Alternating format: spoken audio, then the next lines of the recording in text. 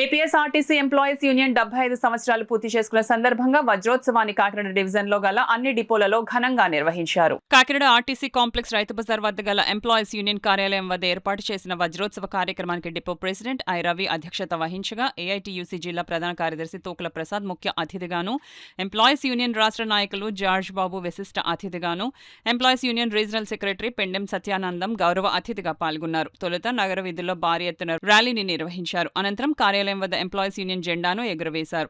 వజ్రోత్సవాలను పురస్కరించుకున్న అతిథులు, నాయకులు భారీ కేక్ ను కట్ చేశారు. వజ్రోత్సవాల సందర్భంగా యూనియన్ కు విశేష సేవలను అందిస్తున్న పలువురు నాయకులకు శాలువాలు కప్పి పూలమాలలు వేసి ఘనంగా సత్కరించారు.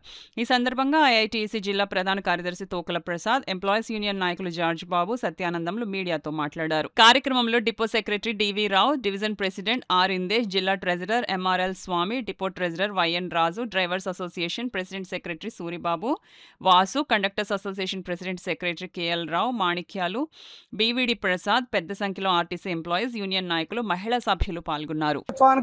విచ్చేసిన మీ అందరికీ, అలాగే సహకరించిన పాత్రికేయ మిత్రులకు, అలాగే మా ఏఐటీసీ ప్రధాన కార్యదర్శి తోకల ప్రసాద్ గారికి, మా జిల్లా క్యాషియర్ గారికి, అలాగే మా డిపో కమిటీ అందరికి కూడా ఎంప్లాయీస్ జిల్లా క్యాషియర్ గారి, అలాగే డిపో క్యాషియర్ మొత్తం అందరూ కూడా అహర్నిశలో, మా డిపో సెక్రటరీ గారు అయితే తెల్లారులు నిన్న రాత్రి 12 గంటలకు వస్తే కూడా బ్యానర్లు కడితే కనిపించాడు.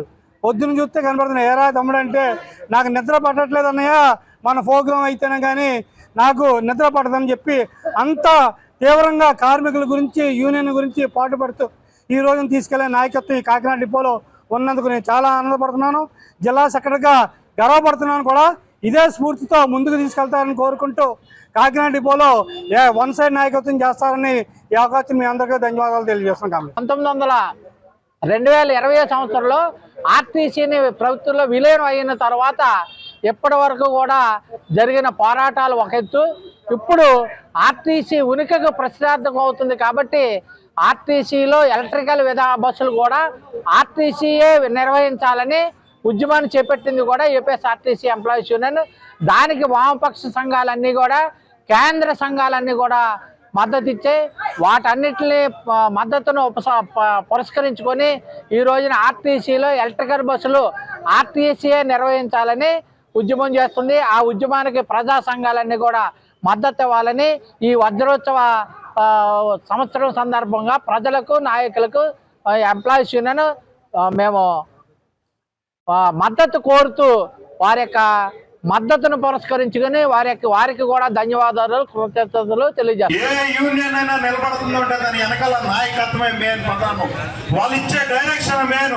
ఆ సంఘం విచ్ఛిన్నం అవ్వాలన్నా, బలపడాలన్నా వాళ్ళ యొక్క నాయకత్వం ముందుకు తీసుకెళ్తా ఉంటేనే ఇవాళ ముందుకెళ్తుంది. అందుకనే కుర్రోళ్ళు రావాలి, యూత్ రావాలి, ఎంకరేజ్మెంట్ గా ప్రోత్సహించు, వాళ్ళ వెనకాల ఉండి మిమ్మల్ని ప్రోత్సహిస్తున్నారంటే ఈ సంఘాన్ని ఇంకా మరింత పటిష్టంగా, బలంగా ముందుకు తీసుకెళ్లే విధంగా రాష్ట్ర వ్యాప్తంగా ఏపీపీటీడీ ఎంప్లాయీస్ యూనియన్ బలమైన సంఘంగా ఉండాలి.